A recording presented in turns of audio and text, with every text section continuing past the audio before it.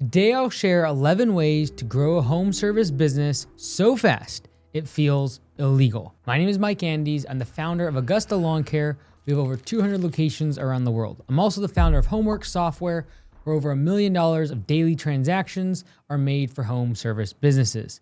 Number one, make your first dollars the hard way so the next 100,000 come easy. Back a couple years ago, I was in North Carolina and I documented the first 30 days of starting a location. And none of the flashy marketing work. No every door direct mail, no Facebook ads, Google ads, even yard signs. All of them got stolen within 24 hours. What worked? Door hangers and holding a sign next to the road. Literally, if holding a sign next to the road is the thing that you'll have to do to grow your business and get more leads and you don't have enough money, you'll have to do it. And everyone wants to get fancy and figure out the next marketing hack instead of just doing the boring work that is required to get your first 5 or 10 customers. And once I got my first few customers using door hangers, using a sign, literally standing next to the road, I would stand up on top of my truck on the hood just to get people's attention and shake the thing. The reason I did that is to get my foot in the door. Once I got a few customers, I was able to upsell them more services, go from one-time projects into recurring jobs. I asked all of them to introduce me to all of their neighbors.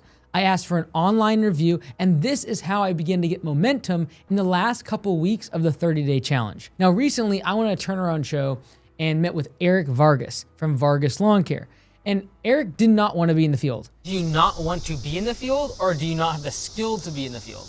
I'm okay with both. I'm pretty sure I don't want to be on the field. Fine, that's awesome. That's all I need to know. In fact, he spent his full-time day was spent making TikToks and YouTube videos to be able to get more jobs. The constraints. So, leads, I would be surprised because I do a lot of organic marketing. I like to put myself out there to make the clients feel comfortable. I post on Nextdoor, LinkedIn, Facebook, all social media platforms. Google reviews are at 229, I think, or 229. That's literally why I got where I'm at, because I wasn't afraid to post myself out there and show the world that, hey, you know what, my name is Eric Vargas, Vargas Lawn Care Services. I like to make you happy. In my opinion, I was very honest with Eric. I said, look, you're gonna have to put your head down for a year or two and get your hands dirty. Go out in the field and do the work. You're going to have to focus on actually getting jobs done to produce labor revenue, because you're doing $150,000 in annual revenue. You will generate enough leads to keep yourself busy. You'll stay at 150. To unlock the next level of growth, what you're doing now will not work. The reason I say this is because you've done it now for 3 years. I don't want you to spend another 3 years doing that thinking you're gonna grow this business to 800,000, because it won't. Instead of thinking, oh, I've got to keep making TikTok on YouTube, like, make a great business, and then down the road, it'll afford you the life that you want to be able to do other stuff if you want to. But this is the grind phase. 100%. Right? Like, this is the next 3 years is like doing some of these things is not the things you are comfortable or want to do. But if you do those things, you'll have a wife and a $500,000 business by the time you turn 30. And a lot of times people look at what the big guys do for social media, for marketing, for advertising, and they think, oh, that's what I need to do to get to where they're at. No, the reason they're doing what they're doing today is because they have much more budget. They have a huge budget for marketing, advertising, and the reason they have that budget is because they got started doing the boring stuff. Holding a sign next to the road, doing door hangers. Take whatever's working and just do more and better of that. Everyone thinks we need the next new flashy marketing tool, the next big ad campaign, when if you just took what's working and like, okay, well, 1 out of 100 people respond to me on door hangers. Great. How do I make that 1 out of 90? How do I make that 1 out of 80? How can I tweak or adjust the design, the pricing to be able to maximize the value of that ad spend? And so if you only have a little bit of money, you'll have to get creative, and thinking that what you are doing is gonna somehow be the exact same thing that a $5, $10, $20 million business is also doing with their advertising is crazy. Number 2, fix your worst quarter before expanding your spring rush and pass the 50% rule. After studying more than 250 home service companies, I found that replacing their worst quarter with the average of their other quarters increased profits by 72%. One company went from making $70,000 per profit per year to $180,000 of profit per year simply by fixing one quarter. Where they usually would shut down, they just added one more service that they could do during the winter. One small change. They added that small service and it had a massive impact. And everyone wants to think about, how do I grow the business and get more trucks and hire more people? And a lot of us, the easiest time to do that is during the spring rush. When leads are pouring in, as long as you have the supply of labor and trucks and equipment to be able to take on more work, you usually can grow very fast. Everyone wants to do that, but what they don't want to do is solve the off-season problem. Because when leads are pouring in, and the only thing you really need to do is have the trucks and the employees to be able to capitalize on growth, that's why everyone does that. But the actual thing that sinks many home service businesses is not their best months, it's not their best quarter, it's when times get slow. And that's why I want you to pass the 50% rule. What that means is your worst month needs to make at least 50% of the revenue of your best month. So if your best month was $100,000 in monthly revenue, I don't want your monthly revenue to ever drop below $50,000. Once you have passed the 50% rule, then I give you permission to increase the number of trucks you have, increase the amount of employees you have during your spring rush, and capitalize on growth when demand is high. Number 3, build systems before you need them, because the alternative is building them in a hospital bed. My accident when I was underneath a dump truck and got caught in the PTO, the power takeoff, the thing that spins really fast underneath. When that happened, it exposed everything wrong in my business. I was literally FaceTiming my crew from a hospital bed because no one could run the company without me. That was my fault. I was the bottleneck. Over the next 12 months, I built estimate videos, pricing matrices, and pay for performance. That turned a no-profit company doing $800,000, $900,000 in annual revenue was paying me nothing, no profit whatsoever. Within 12 months, that same business paid me in distributions $280,000, and I only worked 1 to 2 hours per week. Having these systems in place is crucial to growing the business. It's also crucial that the business survives, because there's going to be times, whether it be family emergencies or health scares or accidents like I had, that you'll be forced to step away from the business. And if right now you're the master juggler keeping everything up, one day the music stops, and one day you'll have a reckoning with the fact that you don't have systems. And please don't be like me and wait for it to take a hospital bed to realize you have to turn around the company. This is why I have software like Homeworks to be able to give you the metrics you need to be able to create systems and automations and be able to set out text blasts and do all these things in your business without you having to be there. Because the business requires you to work 12, 14, 16 hours a day, you'll never get the freedom you want from your business. Number 4, admin is defense. To grow fast, delegate it as fast as possible. Focus on offense. So when we look at the 3 departments of every home service business, we have sales, operations, and admin. Now, admin is important, don't get me wrong, and defense wins championships, but it's not gonna help you grow the business and get more leads. The sooner I can go from admin to operations and eventually focus most of my time on sales, the faster I will grow my business. At Augusta Lawn Care, we train owners when they're starting out from nothing sometimes. And I've seen some owners within a matter of 2 or 3 weeks immediately be generating $60,000, $70,000 in monthly revenue, having jobs pouring in left and right. While the exact same owner, starting from the exact same training, goes out and takes a year or 2 to duplicate that same success and have several crews and 5 or 6 employees. What's the difference? One of them focused mostly on sales from day one. The other one, the one that took slower, started trying to manipulate and try to think about every little detail of business and where everything was going to be stored inside the storage unit and exactly how the trucks were going to be parked and exactly how we were going to fold the uniforms. And look, I understand organization, but organizing till death do us come, like you cannot grow a business through defense. You're going to have to focus on sales. And so the sooner you can delegate things like answering the phone, doing emails, running payroll, using QuickBooks, and categorizing all expenses, use home service CPA, use home service web design. Those admin-related tasks are not going to make the business grow. I want to delegate admin as fast as possible and get in the field doing operations as much as I possibly can to earn revenue. And I want to grow that revenue in order to the point where I can actually delegate operations and get an operations manager so I can step into full-time doing sales. For example, the command center that we built for Augusta Lawn Care, they answer all the phones and do all of the admin work for our owners. And the reason we did that is because if I can take admin off the plate of our owners, I know the first thing they can do when they leave from training is run ads, do door hangers, and start getting more jobs. In other words, get the work. Go out and get more sales. Sales is the driving offense for you to grow the business. By building Command Center, we accelerated the growth of the locations more than anything we've ever done because it allows the owner to focus on operations, doing the work, and sales, getting more work.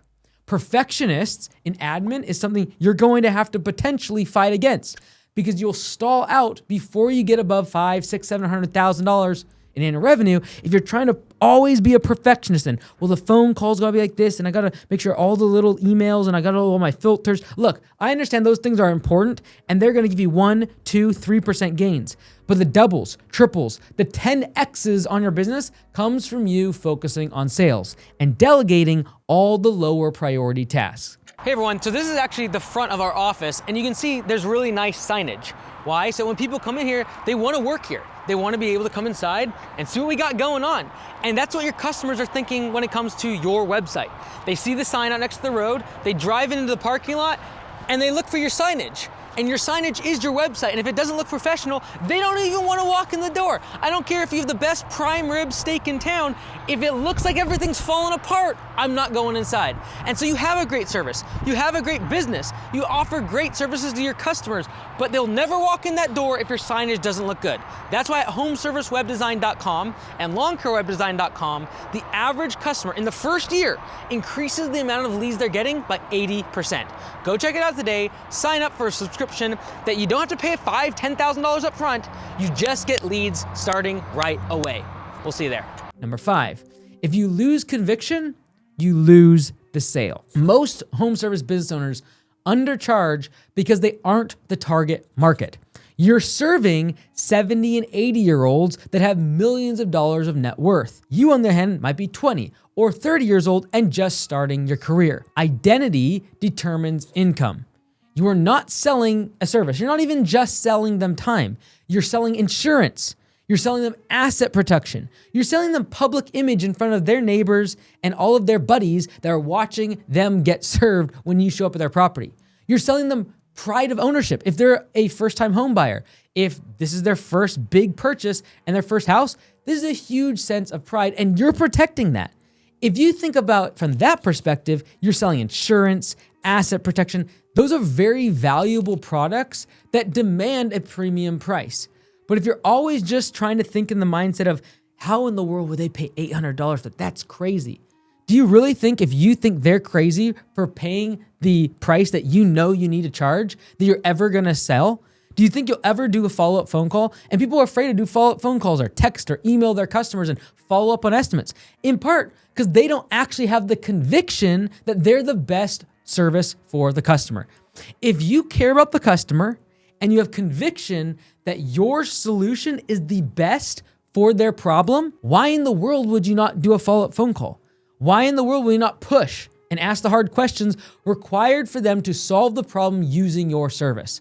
It either comes from the place of you lack the conviction, or you do not have the ability to be able to step into their shoes and realize the true value that you're offering them.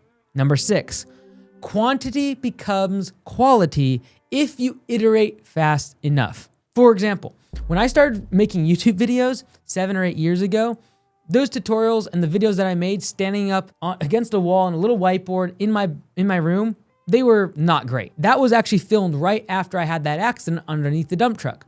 Just a few weeks later, I started my YouTube channel. But literally thousands of videos later, I've started to get a little bit better at communication. How to read a teleprompter, how to set up a camera, how to do lighting, how to do an introduction.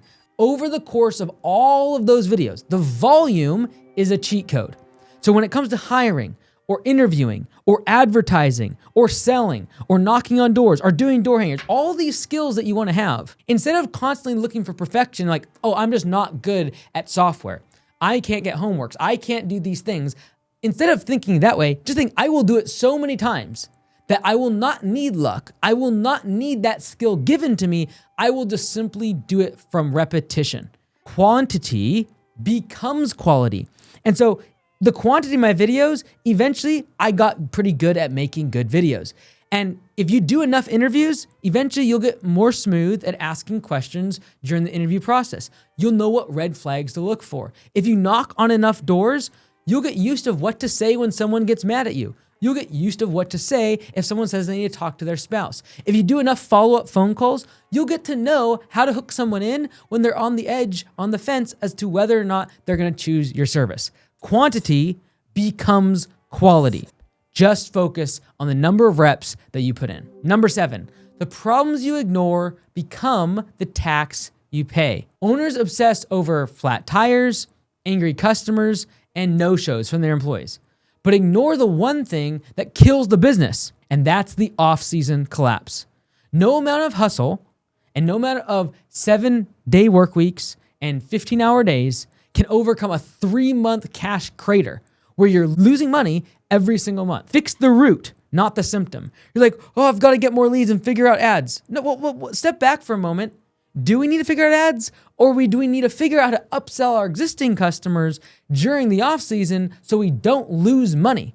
Because if I didn't have to spend 40, 50, 60, 70, I used to spend up to $100,000 of cash burnt during the off season. If I could solve that problem, I could just spend a third of that on ads, even if I don't do a great job at it, and I would grow significantly more. We ignore the hard conversation with a bad paying customer.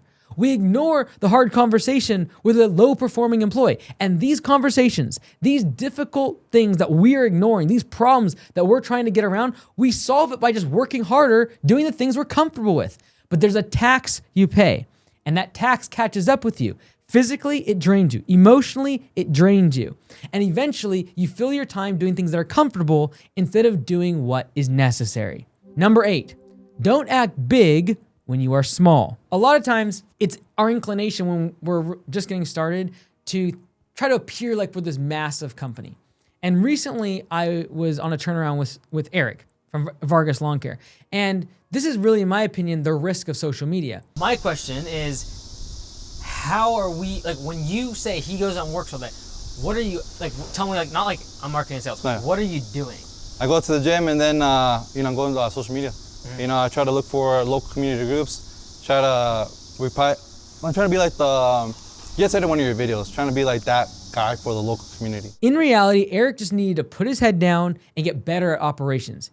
And he kept getting distracted with TikTok and making YouTube videos, and he really felt like those videos set him apart from the competition. When in reality, we solve problems for our customers on their property. And if we don't do a good job of that, it doesn't matter how many TikTok videos you make and how viral you go, you are not going to get more customers. And he started buying equipment and trucks that were really just made his image look better on these videos.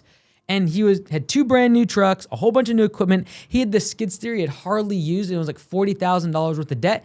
And the kicker is he made $150,000 in annual revenue and didn't know how to operate the trimmer, the weed whacker, for his lawn care business. And so I had to push really hard, like, focus on getting more customers, not getting more trucks and equipment. And if you're trying to act big with the equipment, act big on social media, act big when it comes to the trucks that you're buying, you will go bankrupt because your $50,000, $60,000 truck is costing you $1,000, $1,500 in just the payment. It's also costing money to insure it, store it, and maintain it.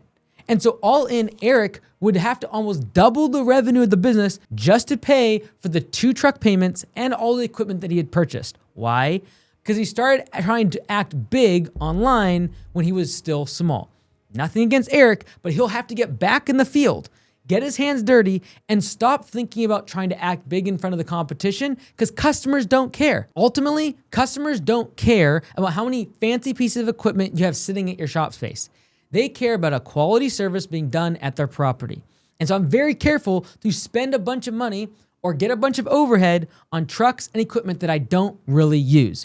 But it is the trap that many fall into because social media is an easy badge, it's an easy win, it's a quick sticker that says, oh yes, they are successful. When in reality, customers, contracts, and contacts are the things that make a real business. Number 9, Before you increase ad spend, increase repetition. Most owners want Google ads or Facebook ads before they've knocked on 500 doors, before they've asked for 50 reviews, or even before they've followed up and done follow-up phone calls on 50 estimates. When I force owners to grind before spending, their skills actually sharpen. Once you've done 50 or more follow-up phone calls, your spend on ads will actually get better. Why? Because your close rate will get better. Once you've knocked on that many doors, you'll get better at doing in-person estimates, even if they came, that lead, from an ad. And so sometimes the best way to get a good return on ad spend when you start running ads on Facebook or on Google or doing door hangers is simply having the reps prior to dumping fuel on the fire. If you have no fire, if you don't actually have any skill of sales and doing high quality work and serving the customer, pouring more gasoline and getting more leads is not going to do anything.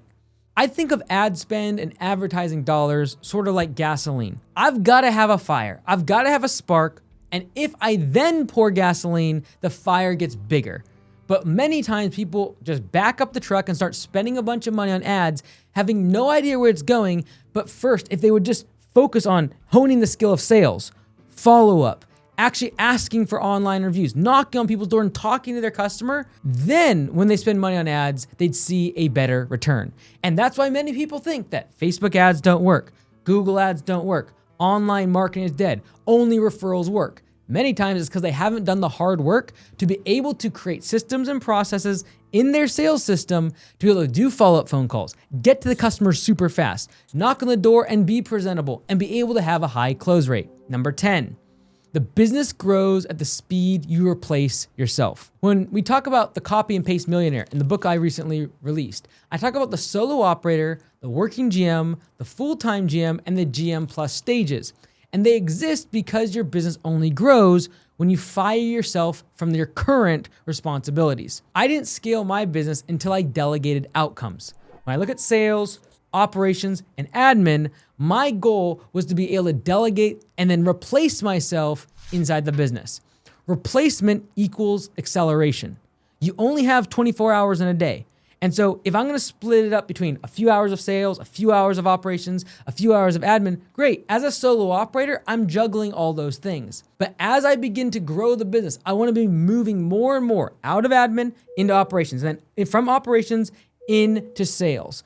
As I delegate and systematize lower leverage tasks, I'm able to focus on growing the business. Number 11, last but not least, crisis creates clarity. Now, I remember what it was like to be stuck underneath the dump truck and be in a hospital and realize that I did not have a business. I had a really bad paying job, was working 80 hours a weekend. I remember going to Kenya and getting robbed twice. I remember losing our house as a family back in 2008 when we went bankrupt. I remember these things because these are crisis moments. And if you're right now listening to this video and you might be going through a crisis of your own, that might be a divorce, maybe you lost a house, maybe your business is really, really struggling. But pressure forces discipline. Discipline produces growth. Growth that almost feels illegal happens when comfort dies. So right now, it's a struggle. I understand the inclination that you want to quit. But in these moments of crisis, you can have clarity that what you need to get done in the business needs to happen. When I was on that hospital bed, and I remember going into the scan and they were scanning my spine to see if I had broken my neck, I remember having very much clarity in terms of what I needed to change in the business. I needed to have pay for performance. I needed to have it where I had estimate videos so I didn't have to be on every single job site. I knew I needed to record videos, desktop videos of every single admin task in the business so that invoicing and billing and scheduling could still get done. In those moments of crisis, you can have moments of clarity. And if you want my help and you're in a moment of crisis, go to mikeandys.com/turnaround. I would love to fly out and help you try to get the business out of this moment of crisis and back to a thriving environment.